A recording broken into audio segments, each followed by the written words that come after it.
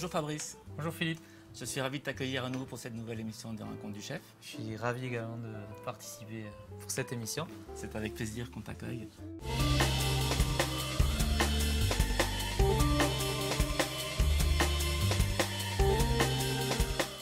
Alors mon parcours plutôt classique jusqu'à ma majorité. Je vais au lycée, je passe un bac. Mais à cette époque-là, je suis plus passionné par le dessin, la musique, le skate, le surf. Mais n'étant pas assez doué dans ces domaines-là, je me suis un petit peu creusé la tête pour essayer de trouver un métier. Donc je décide de faire un apprentissage, un BEP. J'ai la chance de découvrir André Gahuzer qui m'accepte dans ses cuisines pour faire mon apprentissage. Derrière, je rencontre Patrice Demangel qui m'a énormément appris aussi de choses. Puis Michel Sarin. Finalement en 2008, je découvre l'hôtel La Réserve. Je tombe follement amoureux du cadre, de cette vue imprenable sur l'océan et je décide de travailler pour les cuisines de l'hôtel La Réserve en tant que chef. Et voilà, depuis, je m'épanouis dans cet établissement. Aujourd'hui, tu vas nous présenter une recette qui est de la lotte épicée croustillante avec des petites courgettes rôties et un bouillon de coco. Voilà, tout à fait. On va faire un petit peu voyager notre lotte de Saint-Jean.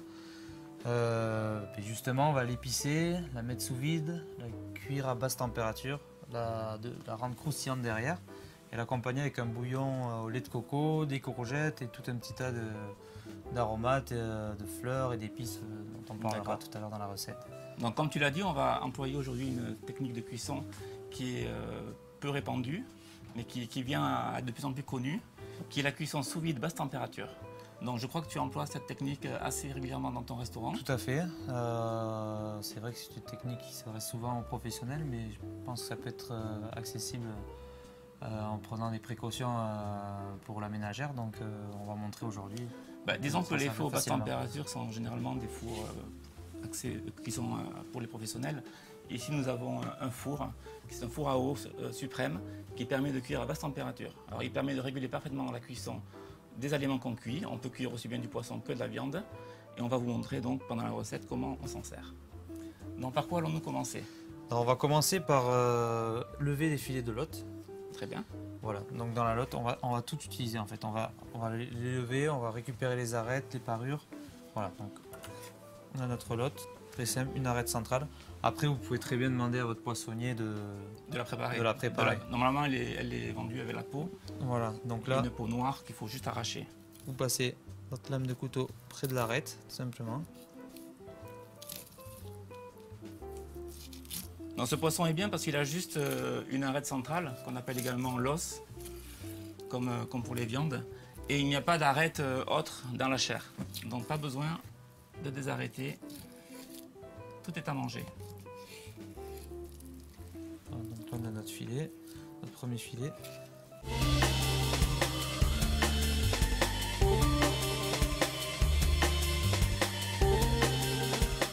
Donc j'utilise beaucoup de produits, essentiellement des produits du Grand Sud-Ouest parce que j'estime qu'on est vraiment gâté par que ce soit en matière de poisson, de viande, de légumes. Après j'aime bien les sublimer avec des aromates, des épices. Voilà, vraiment c'est une cuisine de cœur et je ne m'impose pas trop de règles sauf l'intransigeance sur la qualité des produits. Sinon j'essaie de ne pas m'imposer des codes. Parce que bien souvent en cuisine on a l'impression, on entend il faut des codes, il faut faire telle chose, telle... moi je ne m'impose pas de code car ça ne reflète pas tout simplement ma personnalité. Justement, l'avantage du sous-vide avec la lotte, disons que c'est un produit quand même sensible qui est... Voilà, la cuisson doit être vraiment maîtrisée. Et l'avantage du sous-vide, c'est que la cuisson sera maîtrisée. Vous allez voir. Voilà, il est propre. Voilà, donc là, on va réserver. Donc on fait pareil pour l'autre filet. Voilà, donc là on a récupéré l'arête de la lotte. On va la détailler en tronçons. Et après, je vais te demander, Philippe, de mettre à dégorger dans de l'eau. Alors, ce que tu appelles dégorger, c'est juste mettre les arêtes dans de l'eau froide avec un petit filet d'eau qui coule constamment pour que l'eau se renouvelle et que ça enlève toutes les impuretés, toutes les traces de sang qui peuvent subsister. Donc on peut récupérer également toutes les peaux, jette rien, on va couper juste un petit morceau. Vous allez voir qu'il y aura un bouillon très très parfumé.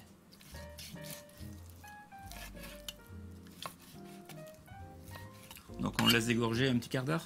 Voilà, un petit quart d'heure dans une eau, une eau qui se renouvelle, qui se renouvelle, voilà, très important, bien fraîche. Étape suivante, Fabrice. Donc étape suivante, on va justement assaisonner, épicer nos filets de lotte. Alors pour ça, on prend un papier film, on va bien l'étendre, surtout que ce soit bien plat, bien étalé. Voilà. Donc là, on va assaisonner notre papier film de sel. Donc tu nous mets du sel, du piment d'Espelette, obligatoire. Le reste, c'est un peu chacun. Bon, moi j'ai décidé de mettre du gingembre, du galanga, des racines de curcuma, citron vert, citron jaune, citron kombawa. Donc tous ces parfums, je trouve que ça se marie très très bien avec la lotte. Après, c'est pas obligatoire, on peut très bien, si on ne trouve pas de ces agrumes, qu'on trouve facilement maintenant quand même dans les épiceries asiatiques. On trouve ça dans les épiceries asiatiques. Voilà. Mais après, voilà, c'est pas figé, on peut utiliser que du gingembre ou que des agrumes. Voilà, l'idée c'est vraiment, vous allez voir, d'imprégner la lotte de tous ces épices.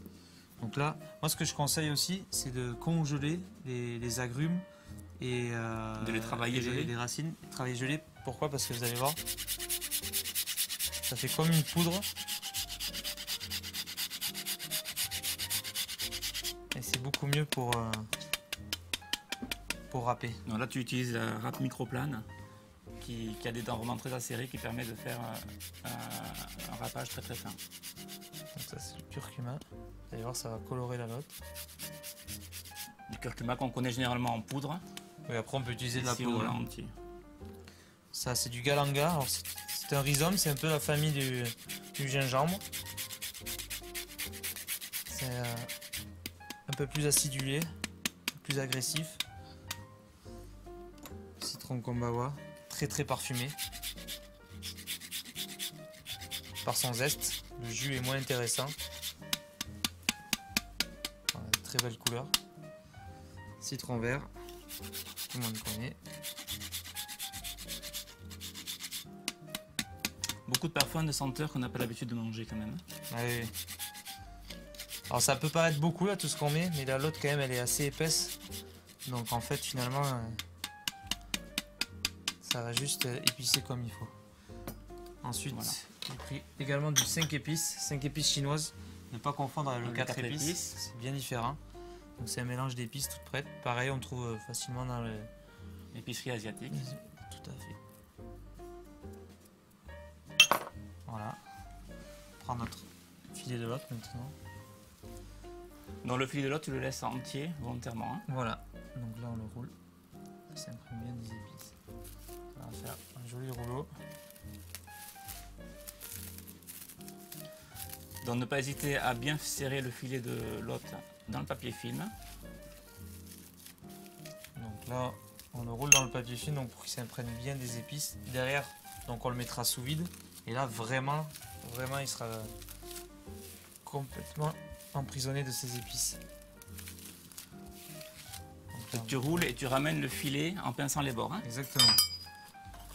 On coupe et on roule, on le serre bien. Il faut former donc un rouleau bien régulier. Voilà, tu serres bien les bords.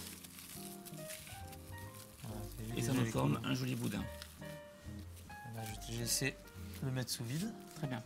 Et après on va le cuire à peu près, même pas à peu près, mais on va le mettre 15 minutes à 60 degrés avec une eau stable à 60 degrés. Très bien. Voilà. Donc maintenant on met le filet sous vide, le boudin. Exactement, on le met sous vide. Donc ici on utilise des poches sous vide gaufrées. C'est le seul modèle de poche qui est compatible avec cette machine, qui est une machine donc sous vide semi-professionnelle. On peut très bien s'en servir dans la restauration aussi bien à la maison. C'est l'un des premiers prix et elle est vraiment très performante et facile à utiliser. Il n'y a pas 50 réglages à faire. Donc il suffit, ici nous avons la barre de soudure, la partie par laquelle est évacué l'air et un couvercle pour bien sceller le sac. Donc, le fonctionnement, on insère le sac sur la machine sous vide.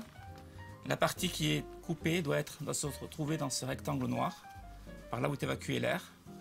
Et la partie où le sac va être scellé, il faut qu'il soit bien lisse. Il ne faudrait pas, par exemple, que le sac soit positionné comme ceci, pour que la soudure soit parfaite. Et il n'y a plus qu'à baisser le couvercle et appuyer bien fort sur les deux extrémités et on laisse faire le vide. Et voilà. Donc toujours vérifier que la soudure a bien été faite, qu'il n'y ait pas de fuite. Voilà, c'est parfait. Donc maintenant, nous allons cuire ce poisson. Voilà, donc comme je disais tout à l'heure, à 60 degrés pendant 15 minutes. D'accord. Fabrice, notre filet de lotte est sous vide. Nous allons procéder à la cuisson. Donc ici, on utilise donc le four à eau pour une cuisson basse température sous vide. Donc le principal avantage de ce four, c'est qu'on peut cuire des préparations bien à l'avance, à savoir toute une nuit, par exemple pour certaines viandes qui demandent plusieurs heures. Ici, notre recette demandera une cuisson de 15 minutes, on peut le faire en direct. Mais également, on peut le faire si vous recevez du monde à la maison, 2-3 jours à l'avance. Ça se conservera très bien sous vide dans le frigo, 3-4 jours maximum. L'avantage du sous-vide, disons que vous pouvez acheter un poisson archi-frais qui vous a plu sur le marché. Vous le mettez sous vide, vous le cuisez donc les 15 minutes. Vous laissez dans la poche pendant 3-4 jours, vous avez un poisson qui gardera toute sa fraîcheur en fait, du fait qu'il soit sous vide et en plus on l'aura pré-cuit, donc c'est un gros avantage. Voilà, beaucoup de préparations préliminaires, la veille ou l'avant-veille, et le jour où on veut servir notre poisson, il n'y a plus que les finitions à faire en cuisine, et ça va très vite. Donc ici nous avons chauffé une eau à 60 degrés, donc c'est la température de cuisson idéale pour cette recette. Pour d'autres recettes, ça sera plus chaud ou moins chaud. Et le temps de cuisson sera de 15 minutes. Et pour d'autres recettes, ça sera plus long ou moins long. Donc, à savoir, je préconise de mettre de l'eau préalablement chaude. Ne partez pas avec de l'eau froide et mettre le four à chauffer. Ça prendra beaucoup de temps et c'est inutile. Donc, mettez de l'eau déjà tiède, à une température légèrement inférieure de celle qu'on recherche. Et il suffit de faire le réglage sur 60 degrés. L'avantage de ce four également, c'est qu'il régule parfaitement bien la température. Donc si vous voulez du 60 degrés, vous aurez du 60 degrés ou du 59,8, 59,9 ou 60,1, mais vous n'aurez pas du 65, 70 et on revient à 60 et on descend à 50, comme on pourrait le faire avec un bain-marie. Exactement. Donc ici, notre eau est préchauffée. Donc elle est à 60 degrés, on le voit ici. Et on installe donc notre filet de poisson. On va retirer cet ustensile qui ne sera pas utile dans ce cas-là, mais il permet d'intercaler les poches pour ne pas qu'elles se touchent entre elles. Mais étant donné qu'aujourd'hui on n'a qu'une seule poche, on va mettre la poche directement dedans. Voilà, il faut bien que ce soit immergé. Et bien sûr, on remet le couvercle pour préserver la chaleur. Donc ce four est doté d'une horloge. Et on le règle donc sur 15 minutes. Et on appuie sur Start. Et c'est parti. Et dans 15 minutes, il sonnera.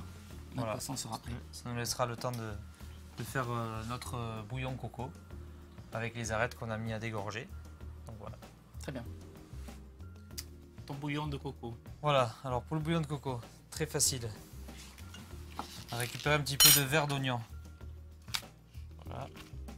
On a bien lavé. C'est l'oignon nouveau. L'oignon nouveau, voilà. Les minces. Une gousse d'ail. Voilà, on coupe en deux. On peut écraser. C'est pas la peine d'éplucher. Exactement. Après, un peu de citronnelle. Bon, maintenant, la citronnelle, on en trouve même dans les grandes surfaces, on en trouve facilement. Très parfumé. Toujours dans les épiceries asiatiques ou en grande surface. Toujours un petit rayon exotique. Ensuite, des feuilles de citron. Pareil, dans les épiceries asiatiques. Encore une fois, il n'y a rien de figé. Tout ça, moi, c'est ce que j'ai choisi de mettre dans la lotte, mais on peut très bien imaginer sans tous ces épices. D'ailleurs, on va reprendre tous les éléments en fait qu'on a mis dans notre boudin de lotte. Soit le galanga, le gingembre, le curcuma et à la fin on y mettra nos zestes d'agrumes. Coupe en morceaux. Cette fois tu les mets en morceaux. Alors moi ça ne me dérange pas de laisser la peau. À partir du moment où c'est nettoyé, oui. Pour le bouillon il n'y a aucun problème. C'est juste pour donner du goût, c'est pas un élément qui va rester dans le bouillon, donc exactement. C'est pas important. Ensuite, le gingembre. Vous voyez les quantités, c'est à peu près égal. Voilà, rajoute un petit peu plus de gingembre. Voilà. Ensuite, dans une cocotte en fonte, c'est l'idéal. Un petit peu d'huile. Vendu classique. Hein. Donc là, l'idée c'est juste de faire suer. On va pas apporter de coloration. On va pas vouloir un bouillon trop foncé.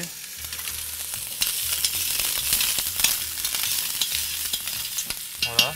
On y met un petit peu nos 4 épices. Non, 5 épices, pardon. Ah, Fabrice, notre filet de lot est cuit. Ah. Alors on va le sortir. Donc les ingrédients se sont écoulés. Donc ce qui est important de faire à ce moment-là, c'est de stopper la cuisson nette. Donc en plongeant la poche dans de l'eau glacée. Quand je dis glacée, c'est bien avec des glaçons, hein. Il faut qu'elle soit très froide. Donc on sort notre filet délicatement et on le plonge dans l'eau. Pendant que la lotte refroidit, en fait on a fait suer là notre petite garniture. On a égoutté nos arêtes et nos parures de lotte. Donc on va les intégrer à l'intérieur. Toujours pareil, on fait suer sans coloration. C'est un petit peu la technique du fumé de poisson. Voilà. Il y a une garniture aromatique, les arêtes ou les morceaux de poisson, et après tu vas mouiller avec du lait de coco. Exactement. Et à la fin, on rectifiera l'assaisonnement. Donc là vous avez vu, on n'a pas mis de sel. On va saler avec de la sauce soja. On va apporter de l'acidité avec du vinaigre de gingembre, des agrumes. On va adoucir avec de la sauce soja sucrée. Voilà. Donc là, on laisse un petit peu suer. Je reviens 2 secondes sur mon filet de lotte. Donc c'est à ce moment-là que vous pouvez le laisser au frigo pendant 3-4 jours. Surtout, vous n'ouvrez pas la poche, vous laissez au frais, et si dans 2, 3, 4 jours vous recevez du monde, vous n'aurez plus qu'à l'ouvrir, à le réchauffer et à faire vos finitions.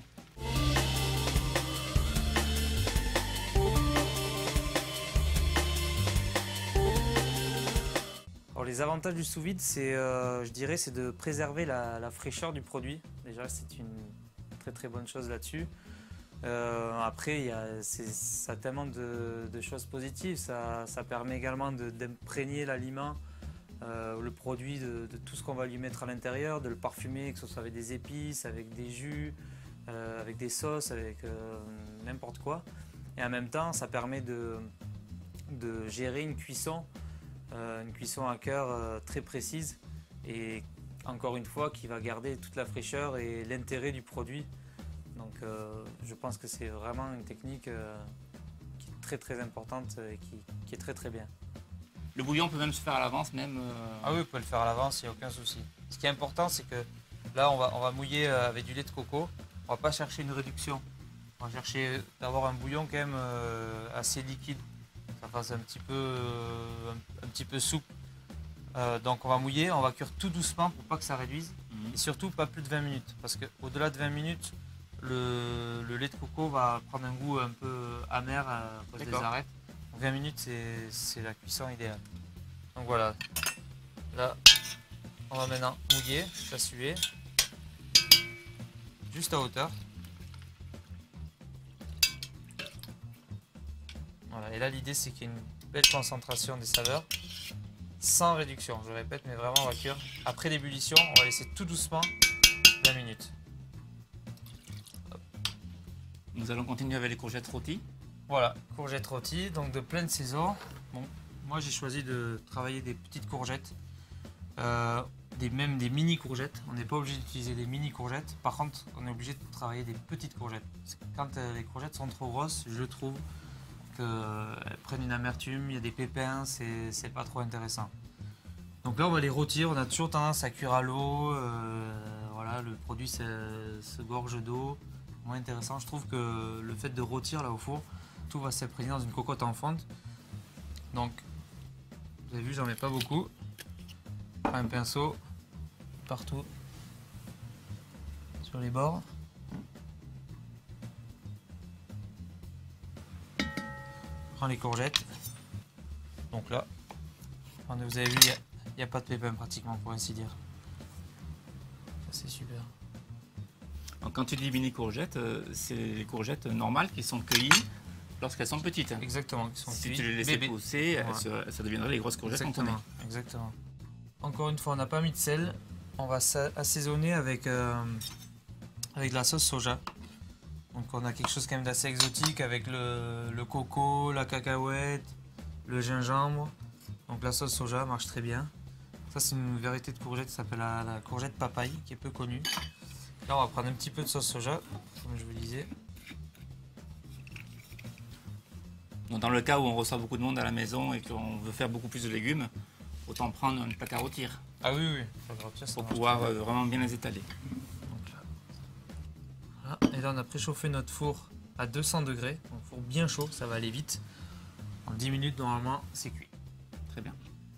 Donc Fabrice, notre bouillon est quasiment cuit. Ça va faire 20 minutes. Donc ça fait 20 minutes. Donc vous voyez bien, tu vois bien. Ça n'a pas réduit, ça a juste cuit tout doucement.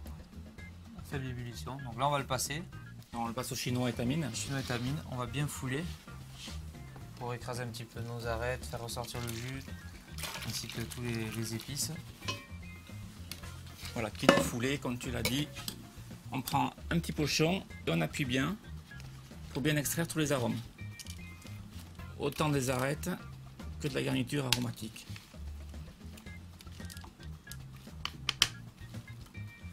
Parfait.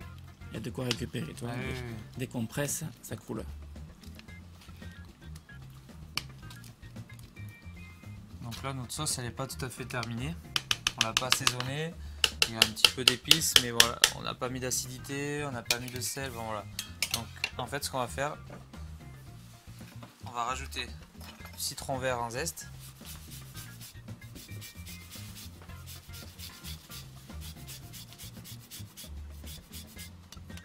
Donc là, après, on va goûter. Hein. On est un petit peu suivant. Après, c'est pareil, suivant les goûts de chacun. Hein. On met plus ou moins. Il n'y a rien de. C'est une question qui revient souvent. Quelle quantité on met de ceci, quelle quantité de cela? C'est toujours une question de... C'est la personne qui prépare la recette qui apprécie si elle aime plus ou moins parfumé, plus ou moins salé, plus ou moins poivré. Donc c'est difficile de vous donner toujours une quantité. Il faut goûter. Voilà, donc là, ensuite on va rajouter un petit peu de sauce soja. Donc là tu as mis la valeur de 5 centilitres environ. À peu près, voilà. Sauce soja sucrée, adoucir, vinaigre de gingembre. Donc, pareil, tout ça c'est pas obligatoire, je me répète, mais...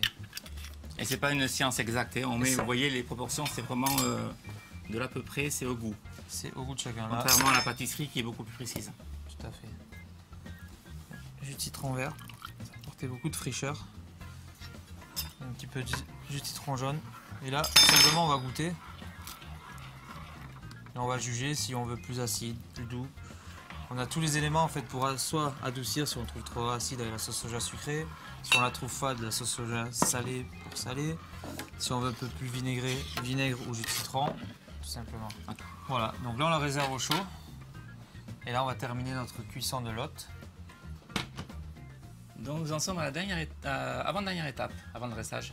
Voilà, donc là on a notre lot qu'on a pré-cuit donc dans notre appareil sous vide. Donc là l'idée, on a une cuisson qui sera un peu sous-cuite volontairement parce qu'on va la paner et la frire. On va apporter une seconde cuisson. Une seconde cuisson. On aurait pu poursuivre la cuisson 10 minutes de plus et la servir telle quelle. Là moi j'aime bien avoir un petit peu de craquant, un peu plus de gourmand dans la recette. Donc on va la paner. Ça peut être bien de le dire s'il y a des gens qui veulent une cuisine un peu plus light. Là on va frire, donc il y aura de l'huile, ça va apporter de la matière grasse au plat, mais si on veut un peu plus light, on aurait pu prolonger la cuisson de 10 minutes et on la sert en suivant. On la tranche, on la sert en suivant, on a une belle cuisson. Donc là, ce qui est hyper important dans ce que je vais faire, donc on va l'ouvrir. Et surtout, bon, il n'y en a pas beaucoup, mais il y en a un peu, il y a un petit peu de jus qui a stagné. Donc qui se trouve entre le filet et le papier film. Et ça, on va le garder. Ça va beaucoup apporter pour cette étape. Donc on l'ouvre délicatement.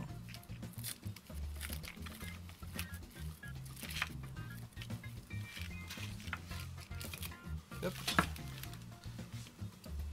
Voilà, ça, c'est super important. Ensuite, on sort le papier. Tu vas t'en servir pour... En fait, on va mélanger ce liquide avec de la farine à tempura. D'accord. Et on va paner la lotte avec cette farine à tempura et de la chapelure. Donc notre lotte, donc, elle n'a pas tout à fait la même forme partout. Là, elle est un peu plus fine, plus étroite. Et la lotte, elle est pratiquement cuite. On a juste un peu de... très très blanche. On prend la farine à tempura. Alors la farine à tempura, qui est une préparation que vous trouverez sur le site meilleurduchef.com, qui est un mélange de différentes farines, farine de blé, farine de maïs, farine de riz, et également d'une poudre à lever. Donc c'est juste une poudre à diluer, soit dans de l'eau, soit dans ici le jus de poisson, soit dans du lait.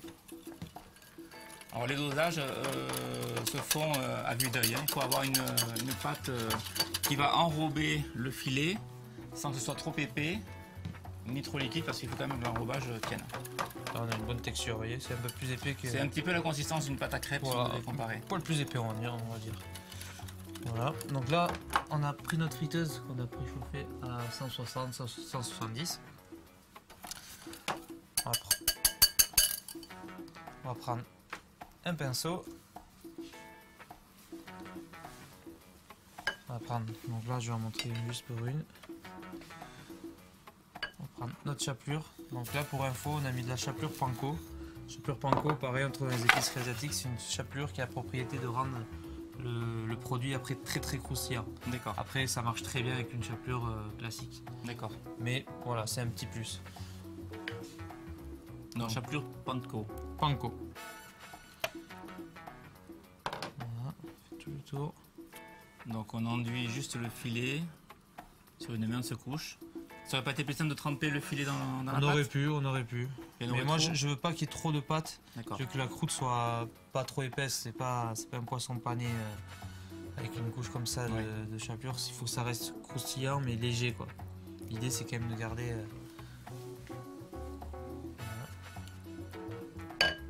Et là, on roule dans notre chapelure.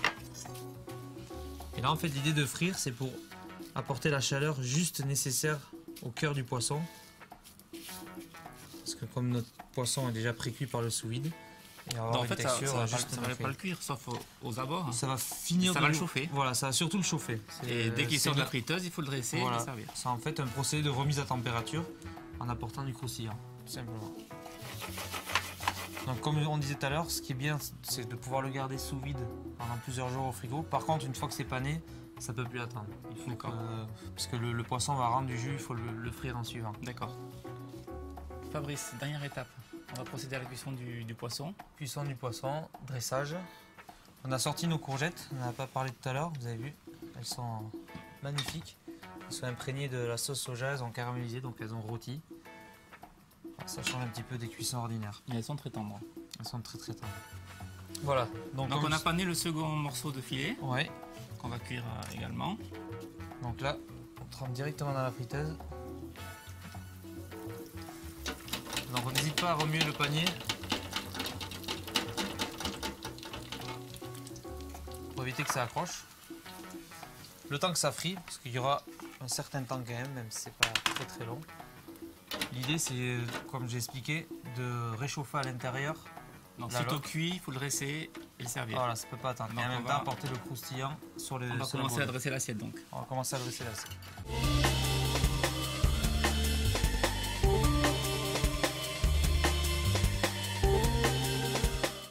Pour cette recette, je pense qu'il y a deux choses qui sont très très importantes. C'est donc d'abord, bien entendu, la cuisson. Vous l'avez vu, on a mis à cuire pendant 15 minutes à 60 degrés. L'intérêt, c'est de rendre la chair translucide. Donc derrière, après, quand on a frit la lotte, ce qui est important, c'est de ne pas se tromper sur cette étape. car tout le travail qu'on a fait avant pour rendre le poisson moelleux et une chair superbe, si derrière on la gâche en faisant frire le poisson pendant pas assez de temps ou trop longtemps, le produit va pas rester bien nacré. Donc moi ce que je conseille, c'est peut-être si on ne veut pas s'aventurer sur ce procédé de panure et frire pour remettre en température et rendre la lotte croustillante, poursuivez la cuisson peut-être 5 minutes de plus et servez le poisson tel quel. Vous allez avoir une chair nacrée juste parfaite. Donc ici nous avons choisi une jolie assiette creuse parce qu'il y a le bouillon qui on va mettre un petit peu dans l'assiette et également dans le tube ici présent. Donc là l'idée, c'est de mettre toutes les variétés de courgettes.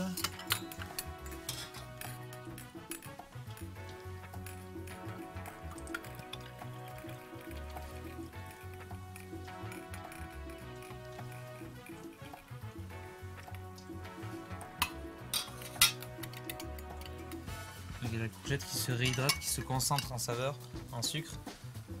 Et l'huile, on voit que ça caramélise. Ça va être super. Voilà. Il y a de très jolies couleurs. On va y mettre quelques cacahuètes de Souston. Et après, moi j'aime bien toujours, pour terminer, apporter de la fraîcheur avec des pousses. Les cacahuètes, c'est des cacahuètes qui sont en nature. Là. Elles sont juste on les a grillées un petit peu au four. Salées, on les a pas salées, juste grillées un peu au four pour les rendre plus craquantes.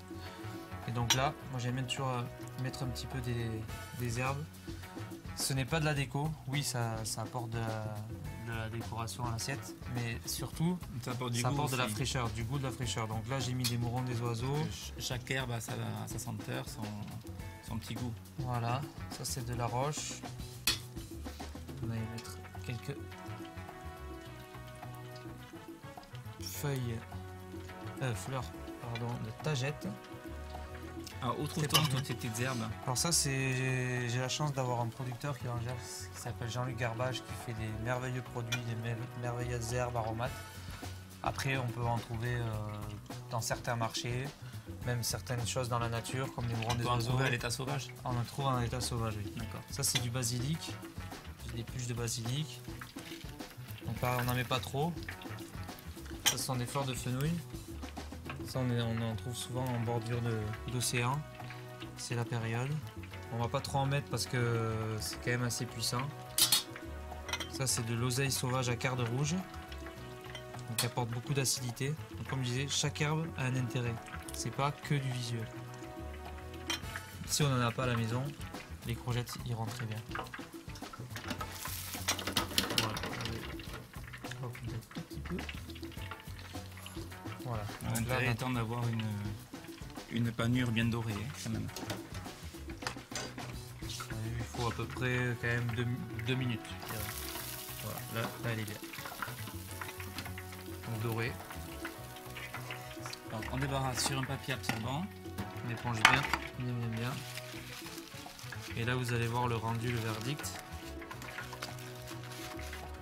On va la trancher comme ça on sera sûr du résultat. On va voir que la cuisson on aura un poisson. Donc tu vas trancher des médaillons. Je vais en mettre un seul gros, après comme vous voulez. Vous avez vu, un poisson qui est parfaitement cuit, qui est nacré jusqu'à la fin. Parfait. Là, on verse là-dessus. Et chaud. Et chaud.